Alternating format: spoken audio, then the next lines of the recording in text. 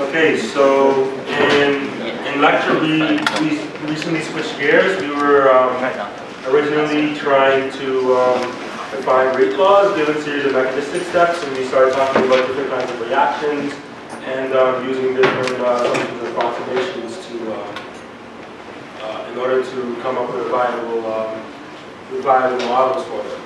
So now we recently started talking about surface reactions.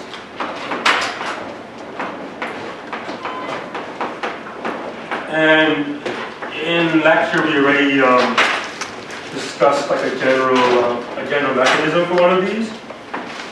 Usually you have some reactant A that reacts with some empty site on a surface, which usually might be a catalyst, and then this forms some intermediate on the catalyst, and we say this is adsorbed on the surface. And additionally, we can have another intermediate that absorbs on the surface. We follow a similar idea, like a reactant B. And there can be some surface reaction of sort, where these things combine to form a new product on the surface, but still forming an absorbed product. And then finally, the final step of this kind of sequence would be where a product then absorbs to form your stable desired product. So this might be an example of a general scheme, but note that this can vary depending on what's reacting, and of course the mechanistic steps. There can be as many as the complexity of the reactants alone. So a couple of things to note when trying to find the rate law for these kind of things is that you want to find what the rate determining step is. So maybe I should just note, you want to find which step is rate determining, or which step is the one you want to analyze. So it might say that in the problem statement before a specific step. And then two, the next thing to do is to recognize whether or not that step you're looking at, they're all elementary, so you can directly express the rate laws from them. Figuring out if there's any intermediates, and then from there, knowing that any steps before a rate determining step, or it might be explicitly stated in the problem, is an equilibrium. So you might want to use an equilibrium. With one or more steps.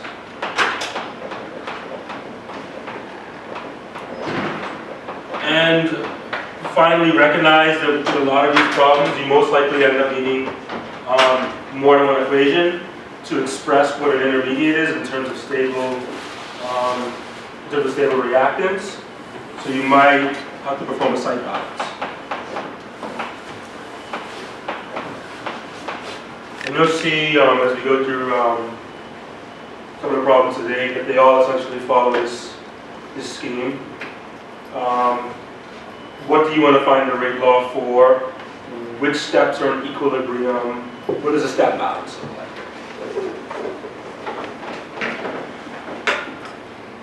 So we'll start a problem.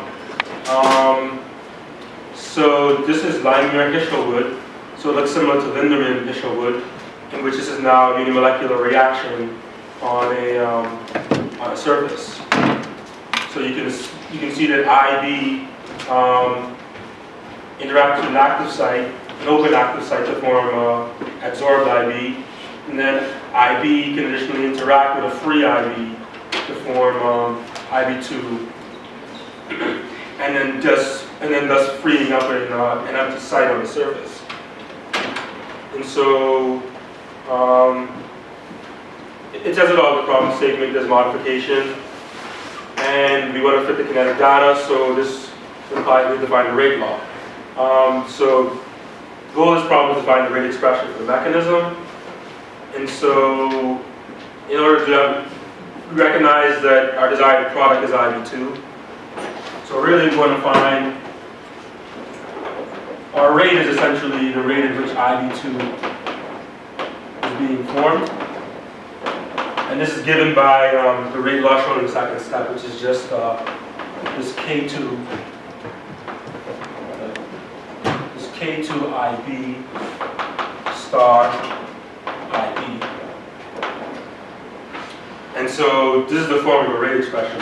Now all we need to do is determine what IB star is.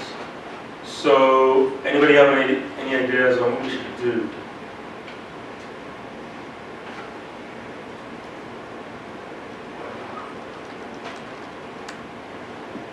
Also note, this isn't any different from anything we've done. What can you use to make finding IB star easier? Yes? Can you use this as a satisfies?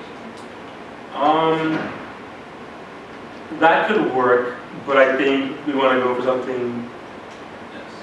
So the first one's in equilibrium, can't you solve for IB star? Yeah, that's the goal.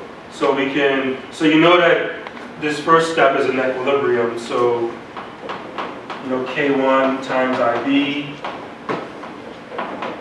times that open site is equal to K negative 1 times IB star. Recognize that K1 over K negative 1 is just capital K, which is the equilibrium constant. So this becomes IB star over IB, and that star, the open site. Now, we need another equation. We just talked about it in class recently. You recognize now that you have two coefficients that are expressed in intermediates. So we need another equation. What's the other equation we can use? So for this problem, luckily there's only two components. There's your total site balance only consists of whether a site is occupied by IB or just completely open. So we define L, where L is the total number of sites over a surface, as IB star plus star. And so the goal is to rearrange this equation in terms of star. So you get L minus IB star, the concentration of IB star, and then plug it into this. So you end up getting that K is IB star over IB multiplied by L minus IB star. So you said L is the number of active centers? No, L is the number of total sites over the surface. Okay.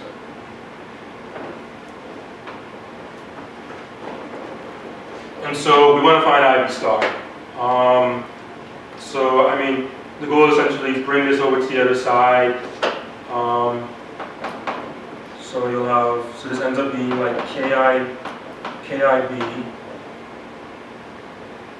L is equal to IB star 1 plus, and then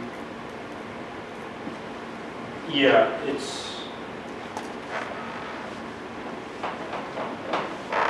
so this becomes 1 plus K.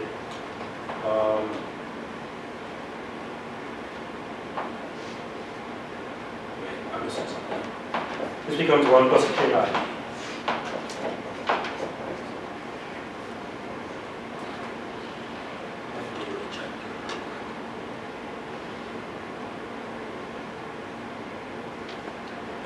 I made a slight mistake.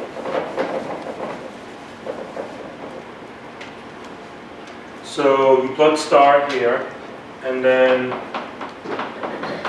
KIB L minus IB is equal to IB star. And then you want this, so you end up getting KIB L minus KIB IB star, and then this is equal to IB star. Bring this over here, and then you should end up getting that IB star is just equal to K times IB times L, and then it's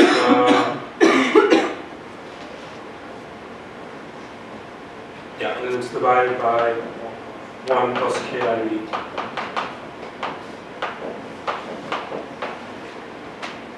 And so this is the expression for the intermediate. And so now finally you just have to plug this back into the original rate law. So this just means that R is equal to K2 K IB squared times L over 1 plus K IB. Where this K is the equilibrium constant for this for the first mechanistic step shown here.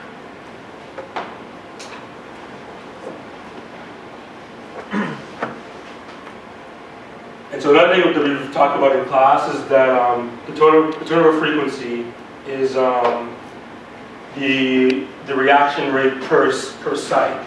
So we wanted to find that, you would just divide this equation by L, and this becomes K2K IB squared over 1 plus KIB.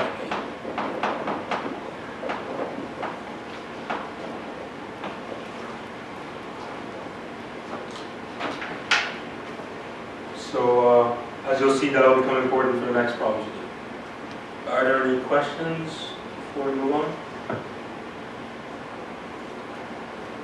All right, good.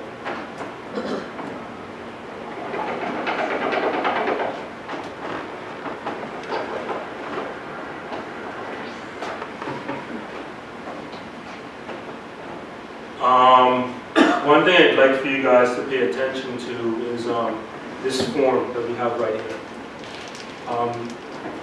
the IB star. Okay. So why don't we start the next problem?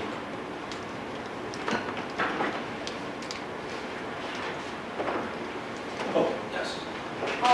In this is K, you mean like K1 over K negative 1? Yes, the equilibrium constant. Okay. So, yeah.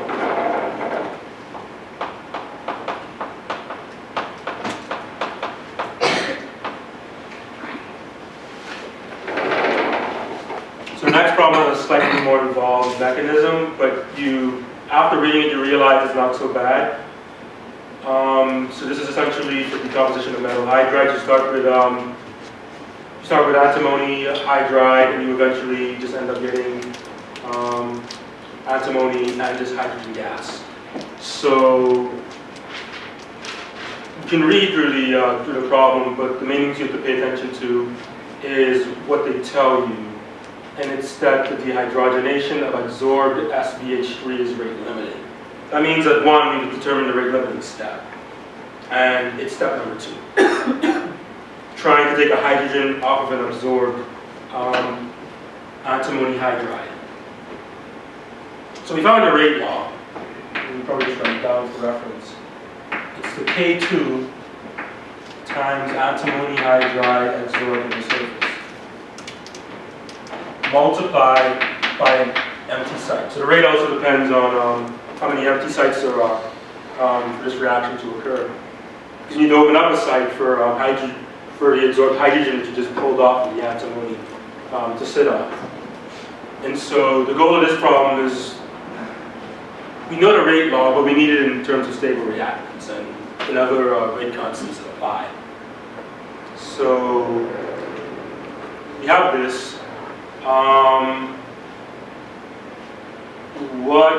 What else do we need to say about this problem that'll help us solve it? Noting that we first recognize All this propagation except for the equilibrium. close, but not. So this isn't propagation. There isn't any propagation in this. But you're close. You're thinking about the right thing. The rate of initiation equals the rate of termination.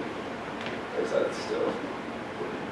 So again, I wouldn't think about things in terms of initiations and terminations for surface reactions. But what did we say previously? Once you find a rate determining step, how do you get your equations and unknowns? So we know the unknowns, we just need the equations to solve them. So you're thinking about the right thing, but what exactly is an equilibrium?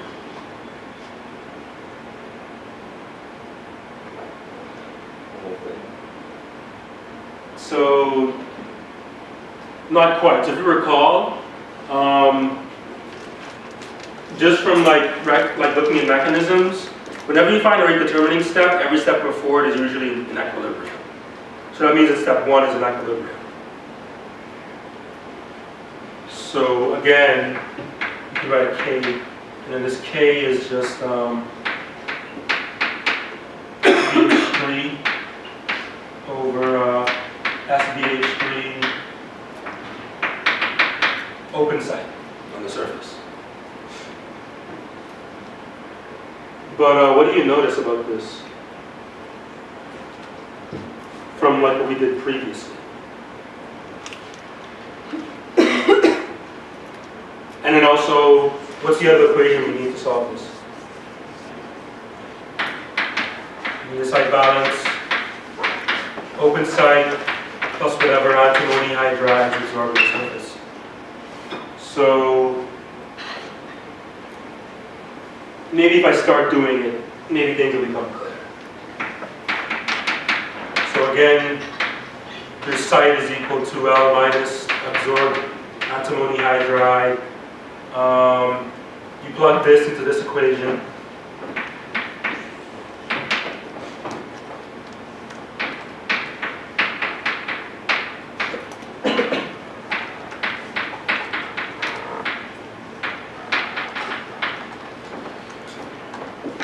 Then this is substituted in, and I'll use brackets.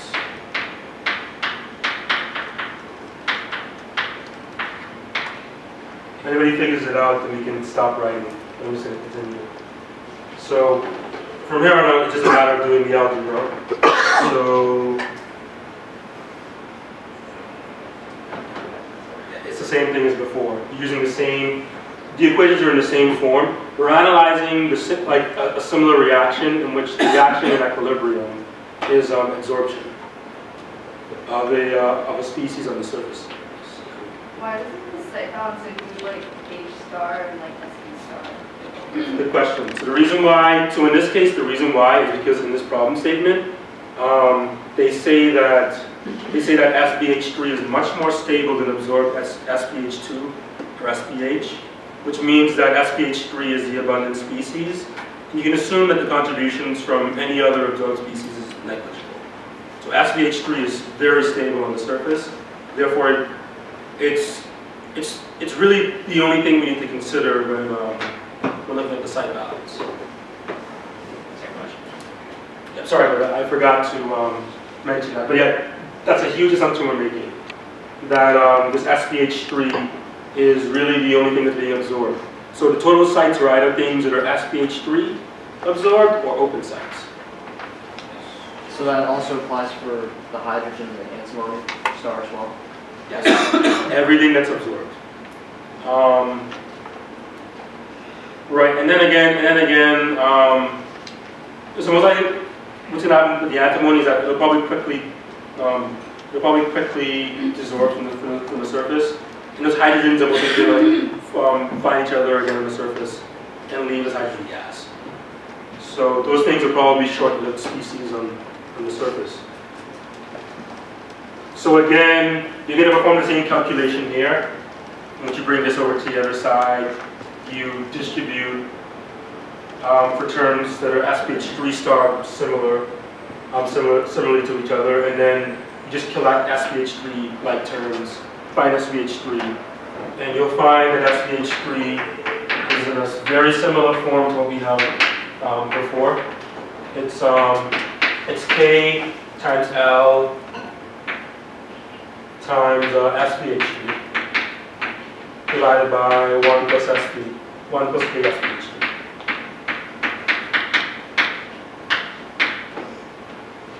So we have SPH3.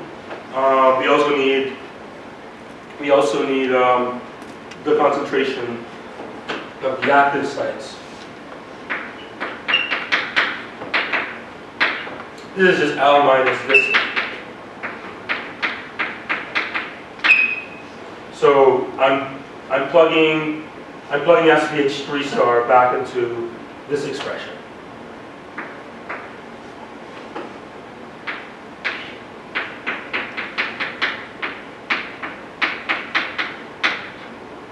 And so we'll go with this, but just be multiply, divide both sides of L by 1 plus K SPH3 to give it a common denominator. And so what you'll notice is that LK SPH3 will cancel this one, and you'll just be left with L. So this just becomes L 1 plus K SPH3.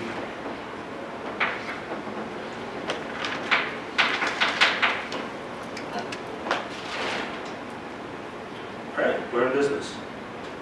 So we have the concentration of the open sites, we have the concentration of antimony hydride so on the surface.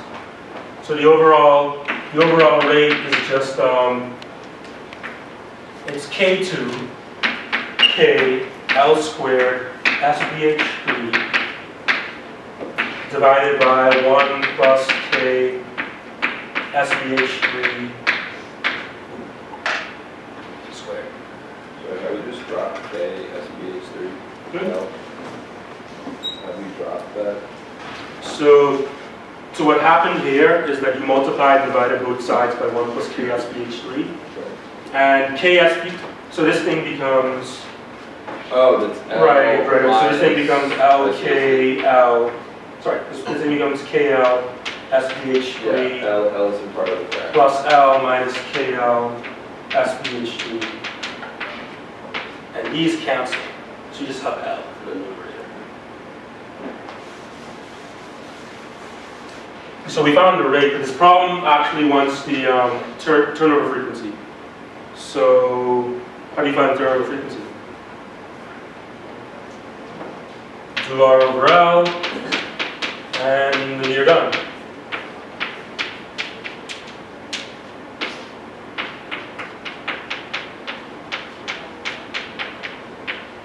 And then note that again, this K is the equilibrium constant for step 1, and K2 is the rate constant for step 2. So this K, they're the same. And one thing about this one is that the turnover frequency does depend on the number of sites you have. That's what kind of makes this reaction special, you can see here. Because usually you'd only have maybe one L, and then when you divide by L, the L disappears. This reaction is different. So this is the goal of doing the second problem. Questions? So essentially, if you have a reaction that's something that's being absorbed in an open site on a surface, and its site balance is only open sites and that absorbed species, you can immediately assume that it has a form similar to this. So probably a shortcut instead of doing all this math again. Yep. Cool. Can I erase?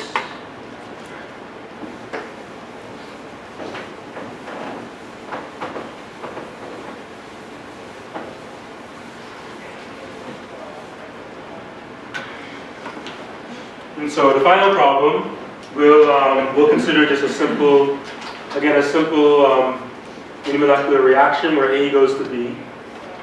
And so what happens first is that A is absorbed on the surface, then A transforms into B on the surface, and it remains absorbed, and then B desorbs from the surface.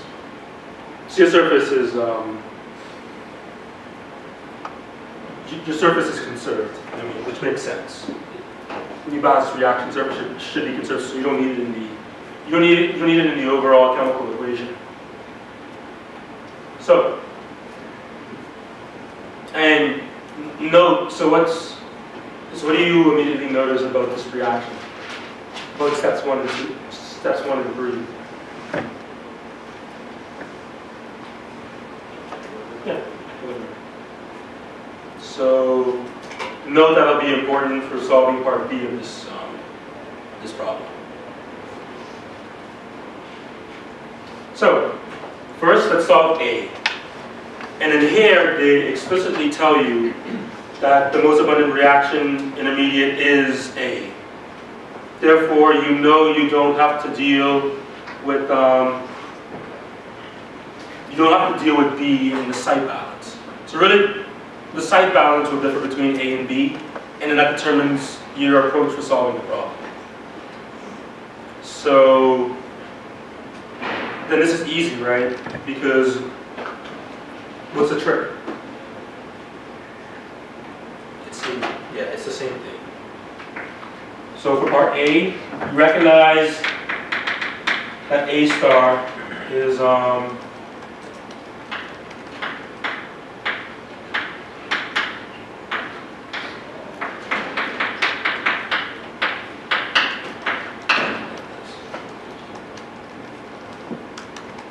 it's a similar form because that equilibrium step is 1, just something being absorbed on the surface, and 2, its site balance only has 1 absorbent and an empty site on the surface.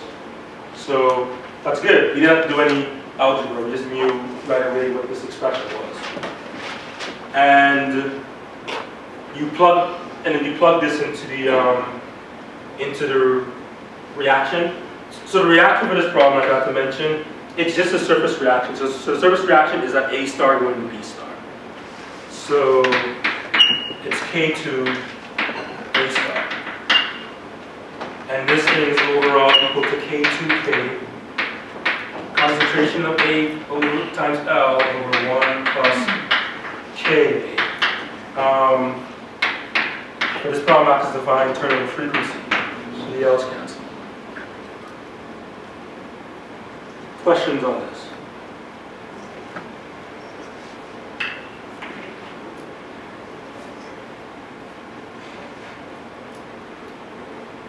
So B. What did I say was different again for part B?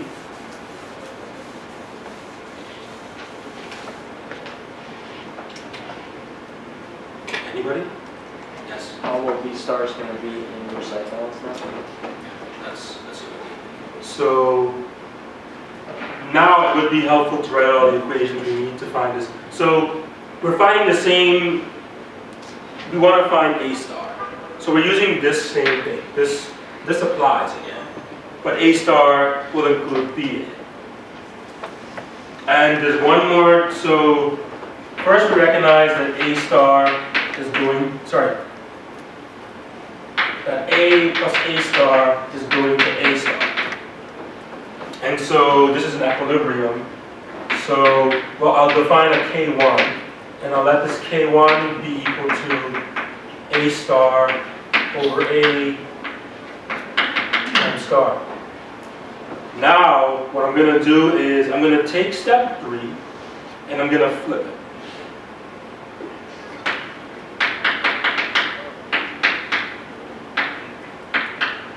So the reason why I flip it is because there's now going to be competition for open sites between A and B. So the absorption becomes competitive. And we'll get to a form where we show how to express the concentration of A and you'll see where the competition comes into play. So you can treat, although B is a product, you can treat it as being absorbed on the surface. So the reverse in this sense.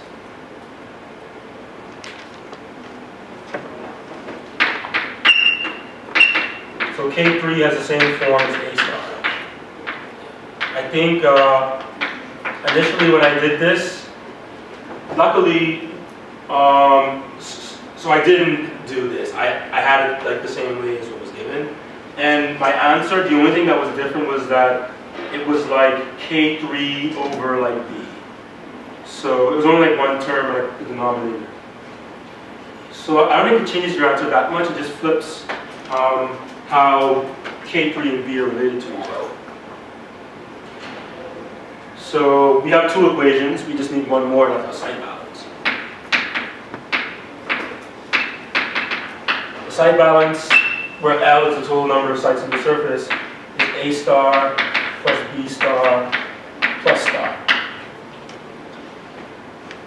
So our issue now is that we have three equations and three unknowns.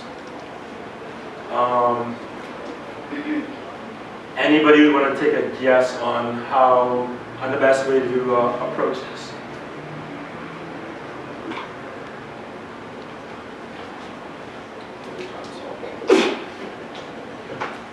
So you want A star, like you overall want A star.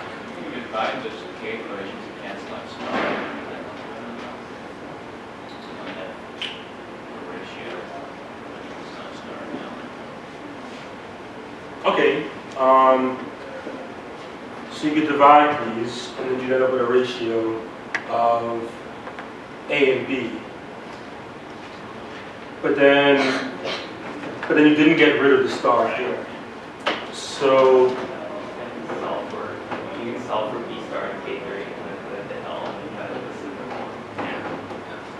is So that's exactly what I did. I set star equal to, so I rearranged these two equations for star, and I set them equal to each other, and then I found B star. When you find B star, you can plug it into this equation, and then star from this equation is just A star over A times K1. And then you can plug that into this equation as well, and you have an equation that's only related to A star. So let's just go through it, and then it might be easier to see. So star for this equation is just it's K1. Star for this equation is A star over A K1.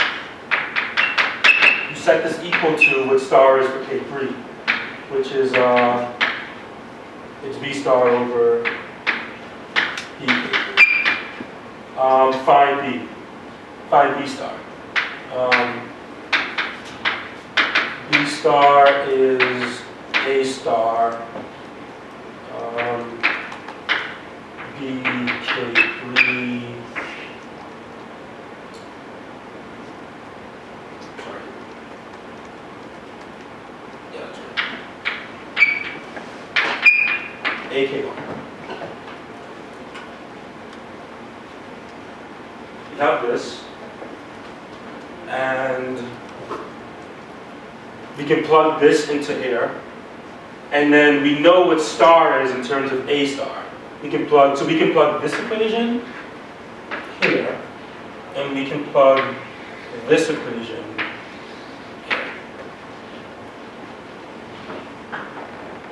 And so, is everybody found this side of the board?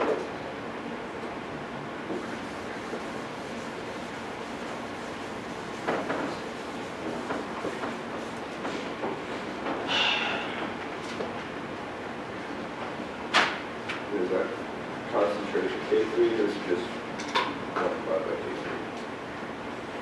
Yeah, sorry, that's not concentration. I got carried away with concentrations. There we go, that's much better. So, all we need to do is directly plug that form into A star. So what I did initially was, it doesn't make as much sense now, but I put everything on the left side except for A star. But you can just write this out, and then so B star is A star B K3 over K1A. And then finally star is just, star is A star over A K1. So just, the only thing you have to do is factor A star out.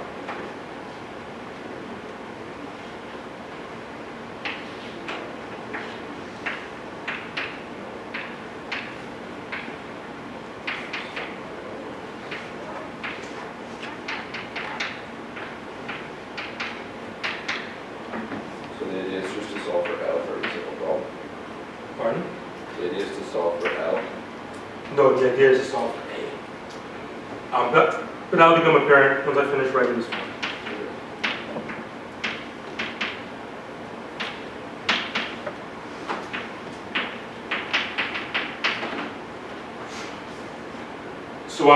So I just wrote down what A star is. Now, I can make this look a little prettier. And if I multiply both sides of this thing by K1A, you put it in a much neater form. Where this thing becomes K1AL over 1 plus K3B plus K1A. So this is kind of flipped, right? This third term is actually this first term. But I think this makes it better for comparison purposes. So now you can see where the competition comes from. Where A star, where your concentration of A star depends on how much of B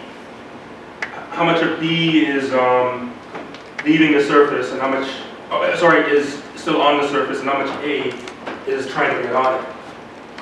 So these are the two terms that define the competition between those two adsorbent species. So everything after this is plug and chug. The turnover frequency is just K1A. So this is small k2. This is the rate constant.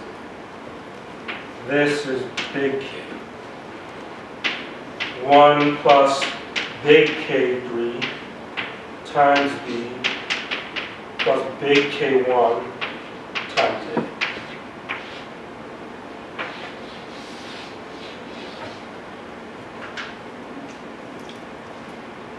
Questions?